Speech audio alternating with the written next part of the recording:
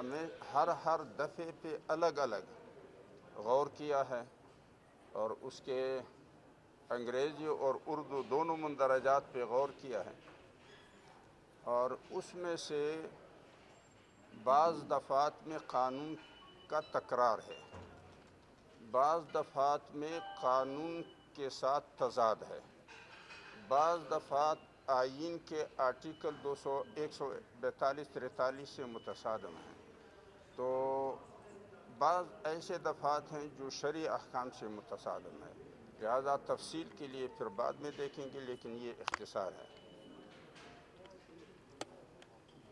حضرت پنجاب کا جو بل ہے اگرچہ وہ اردو میں نہیں ہوا، لیکن آپ سمجھتے ہیں کہ اسلامی نظریاتی کونسل کو ریفر کیے بغیر وہ منظور کرنا جو ہے وہ آئین کی خلاف ورزی ہے؟ میرے خیال میں اصل جو مسئلہ ہے، مجھے ہمارے اپنے اسمبلیوں کی کارکردگی اور حکومتوں کی کارکردگی پہ تعجب ہوتا ہے کہ ایک تو یہ ہے کہ متحدہ ہندوستان کی تقسیم کا جو جواز تھا وہ دو قومی نظریہ تھا، اور دو قومی نظریے میں معنی یہ تھا کہ یہاں پہ دو غالب اکثریت ایسے ہیں کہ جو ایک غالب اکثریت سمجھتا ہے کہ زندگی کے سفر کا منزل، مقصد اور راستہ وہ ہے جو ہندو مت کے تعلیمات سے ہمیں اس کی رہنمائی ملتی ہے، دوسرا غالب اکثریت وہ ہے جو کہتا ہے کہ زندگی کے سفر کا منزل، مقصد اور راستہ وہ ہے جو قرآن و سنت سے رہنمائی ملتی ہے، لہذا اس کو مسلم قومیت کہتے ہیں۔ اب مسلم قومیت کے بنیاد سے اگر اسلامی تعلیمات کو نکال دیا جائے تو مسلم قومیت رہے گا کہاں؟ دوسری بات یہ ہے کہ جناح صاحب نے 1942 میں ایک تقریر فرمائی تھی، اور اس میں انہوں نے فرمایا تھا کہ مجھ سے لوگ پوچھتے ہیں کہ پاکستان کا آئین کیا ہوگا، میں کہتا ہوں کہ میں کون ہوں کہ پاکستان کو آئین دوں؟ پاکستان کا آئین 1400 سال پہلے قرآن کریم کی صورت میں موجود ہے، اور وہی پاکستان کا آئین ہوگا۔ تو جو قرآن و سنت کے تعلیمات سے ہٹ کے قانون سازی کرتے ہیں وہ تو جناح صاحب کی اس تقریر کو جھٹلاتے ہیں۔ پھر اس کے بعد 1948 10 دسمبر کو اقوام متحدہ کی جنرل اسمبلی نے 30 دفعات پر مشتمل انسانی حقوق کا منشور پاس کیا، اس کا آرٹیکل 18 میں مذہب ہر فرد کا بنیادی حق ہے، اور پھر مارچ 1949 میں لیاقت علی خان نے دستور ساز اسمبلی سے فرد کی تعریف کو متعین کیا اور ایک قرارداد مقاصد پاس کیا کہ فرد جہاں شخص ہے وہاں ادارہ بھی ہے، اور وہاں انہوں نے یہ وضاحت سے لکھا تھا کہ حاکم مطلق اللہ ہے، اور پاکستان میں حاکمیت بطور نیابت و خلافت ہوگی، یعنی ان حدود، قیود اور شروط کے پھر 1956 کا جو حصہ ہے 12 وہ متعلق ہے قانون سازی اور قانون سازی میں رہنمائی کرنے والے اداروں سے۔ 1962 کا جو آئین ہے اس کا حصہ نمبر 10 یہ متعلق ہے قانون سازی سے اور قانون سازی کے میدان میں رہنمائی کرنے کے اداروں سے۔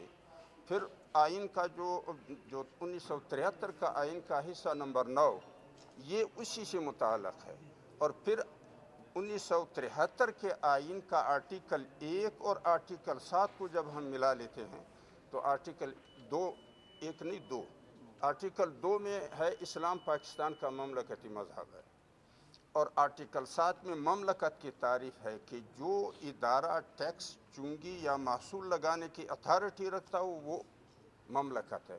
تو گویا کہ فرد اور مملکت دونوں فرد میں شمار ہے، ایک فرد حقیقی ہے اور دوسرا فرد اعتباری ہے، یعنی ادارے کو وہ تمام حقوق حاصل ہیں جو ایک شخصی فرد کو قانونی اعتبار سے حاصل ہوتے، تو اقوام متحدہ کے آرٹیکل 18 کو بھی مسترد کریں، جناح صاحب کے 1942 کے تقریر کو بھی مسترد کریں، اور پھر دو قومی نظریے کو بھی مسترد کریں، پھر آئین کے تینوں آئین کے 56 کے آئین کا حصہ نمبر 12، 62 کے آئین کا حصہ نمبر 10، 73 کے آئین کا حصہ نمبر 9 اور 73 کے آئین کا آرٹیکل 1 اور آرٹیکل 7 کو ملا کے اس کو بھی مسترد کرے، اور پھر 1985 میں جو قرارداد مقاصد پہلے دیباچہ کے طور پہ تھا وہ آرٹیکل 2 الف کے تابع قانون کا